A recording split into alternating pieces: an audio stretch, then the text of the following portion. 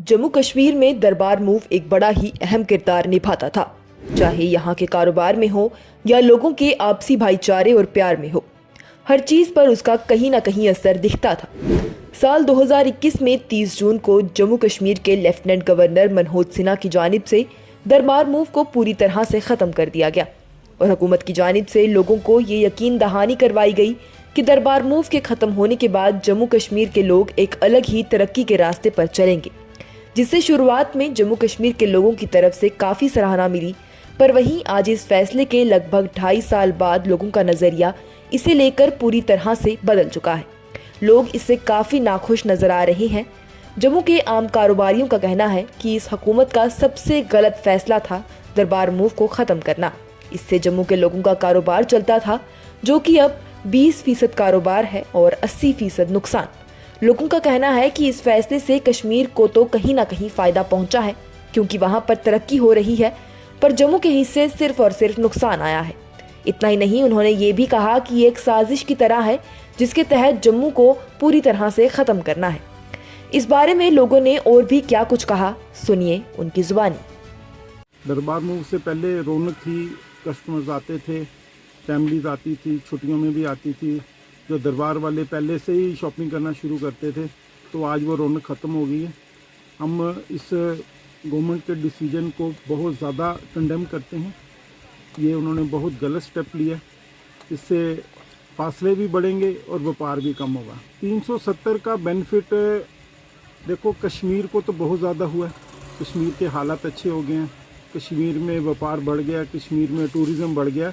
लेकिन 370 के बाद गवर्नमेंट का पूरा ध्यान कश्मीर पर ही फोकस्ड है। जम्मू वालों को वो भूल गए हैं, जहाँ से उनको वोट भी मिलते थे और सपोर्ट भी मिलती थी। मुझे नहीं लगता कि इस बार आने वाली इलेक्शंस में जम्मू का कोई भी लीडर अगर खड़ा होगा तो वो जीत पाएगा बीजेपी की टिकट पे। ज़्यादा रिजेंटमेंट है, वो तो बोलने और करने की कथनी का फ़र्क है। हमें ग्राउंड का पता है ना कि ग्राउंड की क्या पोजीशन है, लोग कितने खुश हैं, specially local leadership of BJP, not with Modi ji. Modi ji की अपनी मजबूरी है, मोदी जी अपने हिसाब से चलते हैं, लेकिन जो जम्मू की लीडरशिप है बीजेपी की, वो ज़ीरो है और बड़ा ज़ीरो है, छोटा ज़ीरो नहीं है। बदल दिया उन्होंने, सारे नक्शे बदल दिए, लेकिन जितने भी नक्शे बदले हैं, टूरिस्ट देख लो, वैष्णो देवी का तो बार बार वापस जा रहा है, सिटी में नहीं आ रहा। अमरनाथ यात्रा का टूरिस्ट आता है, वो भी बार जाता है, सिटी में नहीं आता। तो सिटी को इस तरह से निगलेक्ट किया जा रहा है कि आप सोच भी नहीं सकते। ये कोई बहुत बड़ी साजिश है हमारे जम्मू को ख़त्म करने की। उनको जूते मारने चाहिए, इससे ज़्यादा मैं नहीं बोल सकता। जम्मू को किसी ने कोई डेवलप नहीं किया। जम्मू के लिए बीजेपी ने भी कुछ नहीं किया, कांग्रेस ने भी कुछ नहीं किया, और जो भी हमारे जम्मू की लोकल लीडरशिप उठी भी है, उन्होंने सिर्फ अपनी फैमिलीज के लिए ही सारे काम किए हैं। जम्मू के आम आदमी के लिए कोई काम किसी ने नहीं किया। 30% लॉस, 20% काम है। इसका जिम्मेवार है, और कौन जिम्मेवार है? किसके सिर पे है? सिर्फ सरकार की जिम्मेवारी है। दोबारा वोट नहीं मिलेंगे, आई गारंटी यू, दोबारा वोट नहीं मिलेंगे बीजेपी को।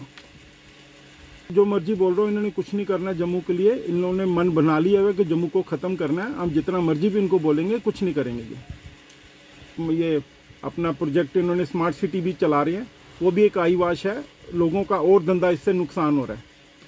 मार्केट्स बंद हो रही हैं, कस्टमर्स बाहर निकल रहे हैं वहाँ से, जो ऑलरेडी आ रहा था फ्लो, वो भी ख़त्म हो रहा है। तो इस स्मार्ट सिटी का भी हम लोगों को कोई बेनिफिट नहीं है। हाँ, जो लोग बना रहे हैं उन लोगों को बेनिफिट ज़रूर हो रहा है। इससे ज़्यादा मैं क्या बोलूँगा। आप समझदार हो कि काम होता है तो तभी तो कट निकलता है, तभी तो कमाई होती है। जब दरबार मूव होता था तो उसमें कोई दो राय नहीं है कि व्यापारिक दृष्टि से अगर देखें तो व्यापार तो बहुत अच्छा चलता था।